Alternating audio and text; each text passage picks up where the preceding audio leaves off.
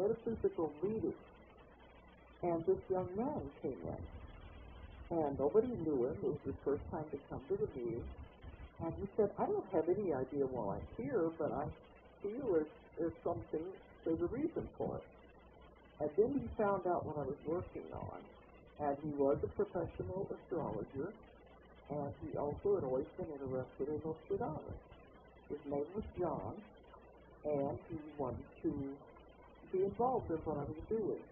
So he began coming in to the sessions I was having with Brenda, and sitting in on the sessions and asking astrological questions. And he became very involved with this. And a lot of the things he was working on dealt with the Antichrist, the third Antichrist, and his birth date, and all the information involved with that. And also he was working on the events leading up to the shift of the world, with all of the earth changes. So we were doing a lot of work with John. It was very valuable. And then Brenda decided she couldn't work anymore because she just had to quit work and do this job with the chicken factories, and it was just too much for her. So I went to John and told him, we're just not going to be able to do this anymore because she can't work. And I can't make anybody do something they don't want to. That's not the way I work. So John said, put me under. See if I can contact Nostradamus and work with him one-on-one as an astrologer. And I said, yeah, I've done the impossible twice. Now you want me to do it 3 times? And he said, well, it wouldn't do any harm to try. So I used the same method that Nostradamus had told me when I first contacted him through Brenda, and it worked. And John was able to locate him, again, in the same room. And in this case, he was able to walk around the room with Nostradamus, and he saw himself as like a glowing energy spirit, and communicated with him. Nostradamus would pull charts off of the shelves, lay them out so that he could look at them, and he gave him the interpretations and the dating and things that he needed. It was very powerful information. And John's story is told in volume 2 of the Conversations with Nostradamus. And I said last time, there's one amazing thing about this whole journey where we were working with Nostradamus. Through all the people, and in volume 3 when we went through 12 people altogether, through all these people, Nostradamus always said, when we are communicating, you are not speaking to the dead. And that spirit floating around out here somewhere. I am alive, living in my house in France, writing the prophecy. He also knew that I was not dead, that he was communicating with a living person in the future. He was so emphatic about this, he didn't want to know his own future. He didn't want to tell me to tell him when he was going to die. He wanted this to be just an experiment that he didn't want to get involved with it that much. So, if that's true, that when we are communicating, and we are communicating with him when he is alive, that brings up the metaphysical theory of simultaneous time, that there is no time. Everything is all occurring at the same time, with different frequencies, different dimensions. So we're able to contact him while he's alive and to work this whole thing out. And at that time, people began saying, explain simultaneous time to me. I didn't know. All I knew was this was the explanation. Now in my Convoluted Universe books, I've gone further and have been able to understand it better, hopefully, and have tried to present it to people anyway. But it's an interesting concept that we are not speaking to a dead spirit. It's not channeling. It was direct time travel, communicating with him while he was alive so he could give me the information. Another interesting point I want to bring out, dealt with John, is that we found in his past life, just before the life he was in now, He was alive in Germany. It was during Hitler's Germany. And during the war, Hitler tried to use as many psychics and astrologers that he could to his advantage. A lot of people don't know this, but there was a psychic war also going on, and he used a lot of psychics and astrologers to conduct this psychic war. When I was in England, I've gone several times to Burley in the south of England, a little town. It is called the home of the witches, and it is the home of especially of the white witches. Sybil Leek was the leader, and she's dead now, but she used to live there. And they tell that during the war, they were using their combined powers to try to counteract the psychic attacks that were being done by Hitler with his psychics and his astrologers. Now, it is also known that during the Second World War, Hitler took the Nostradamus quatrains and had them changed to reflect the fact that Germany was going to win the war. He wanted people to believe this. And they actually made leaflets and dropped them all over parts of Europe, telling people we are winning the war. He had radio broadcasts trying to tell people by using the prophecies. See here what it says. We are the master race. We are going to win the war. Well, John went back to his last lifetime. He was in Hitler's Germany, and he was part of all of that. He was an astrologer then. And he said, that explains why it was so easy for me this time, he said, because he had just been an astrologer. And he was part of the propaganda group that Hitler was using to do this. And one of his jobs in that other life was to help with the changing of the prophecies for propaganda purposes. So you see the karma involved here. He had incurred karma by helping the second Antichrist, Hitler, by changing and adulterating the prophecy. So he had to come back in this lifetime and help with the defeat of the third Antichrist by making the prophecies more accurate. That's amazing. That was the karma that he had to do to bring back now into this life.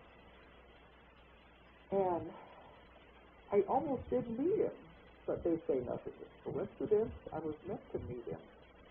He was meant to come into my life. But what if we hadn't got together, then none of this would have happened. But it was too big. It seems like this was his karma to repay the debts from the past life. Because after I finished working with John, through John, we did about 250 quatrains in 6 weeks that were mostly meeting once a week, that were mostly astrological. And then he moved away to Florida. I kept in contact with him. I would send him copies of the manuscript because I wanted him to look at it, make sure everything was accurate on the astrological part. But then he said it doesn't matter anymore. He said, I said, why? He said, because I'm dying. And he ended up being put into a nursing home, and he died at the age of 36 of age. And I dedicated the second volume to him. And when I sent him the manuscript and I sent him the dedication, his sister said he had it taped, the dedication taped on the wall next to his bed in the nursing home. He said this was the proudest thing he had ever done to be associated with this project of bringing the correct translations to our time. So he died at the age of 36 from age. So this was very important that he come into my life to put this all together. And it's a very strange story. But through John, we were actually interacting in Nostradamus' life. We were there in his life when he was living, because there were sometimes we were talking to Nostradamus, and he would say, I've got to go now. My wife is knocking at the door. She has the lamb stew ready, and she's very aggravated at me because I spend too much time in here. I have to go and eat. And we said, well, can't we just wait till you come back because we have a lot of time left? And he said, no, because when I leave to go eat, the maid will come in to clean the room, and she will see you as ghosts. And she doesn't need that in her life. So it was actually interacting in his mind. And there was another chapter in the book, the second volume, where while we were in the room communicating with him, Nostradamus had a heart attack. And John was frantic, trying to say, what do I do now? He said, I'm not allowed to touch anyone in another century. But how do I get help for him? Because he was turning blue and he was having a heart attack at his desk. And he noticed there was a bell on the wall that Nostradamus had put up in case he needed help. And he was trying to ring the bell to get help. And his hand kept going through the bell because he was not solid. But he was able to finally move the clapper enough to get the bell to ring, and then people came running into the room, saw what was happening, and were able to help Nostradamus. So we were really participating in his life. We were interacting with him while he was alive, living in that time period. It's quite an amazing story that people would not believe if they hadn't been there. And here I am running out of time again. I said this is quite a story, and it takes more than a few strokes to tell it all. I have done lectures where I've spoken for days just on the Nostradamus material, and I've done several-day seminars. And then we go into the prophecies and what is predicted. There is a lot of information. And it's the most amazing and disturbing to find it coming true. But I realize now we have to work our way through the Earth's karma before we can go into the time of the great genius and the 1,000 years of peace, the shifting into the new world. But these were all very important people. It helped me with this story. It helped me put it all together.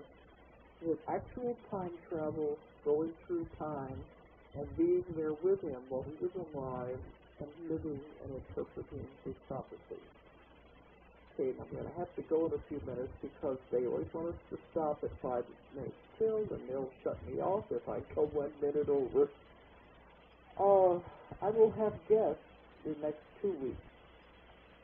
But after that, if there's another time when I don't have a guest, I can continue and talk about some of the prophecies that have come true and some of the ones that are expected to see.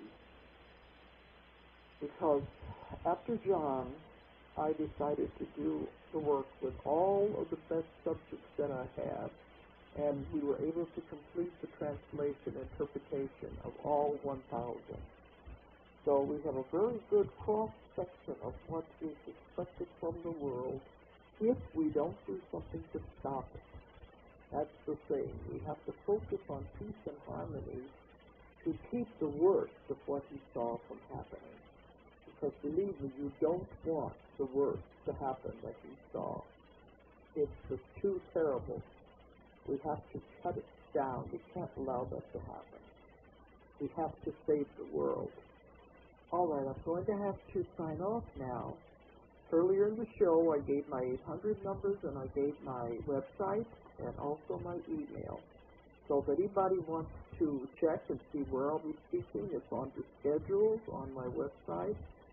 If anybody wants to know about a private session with me or to know about any of the classes I'll be giving in the future, please contact us on the 800 number or on the website or the email.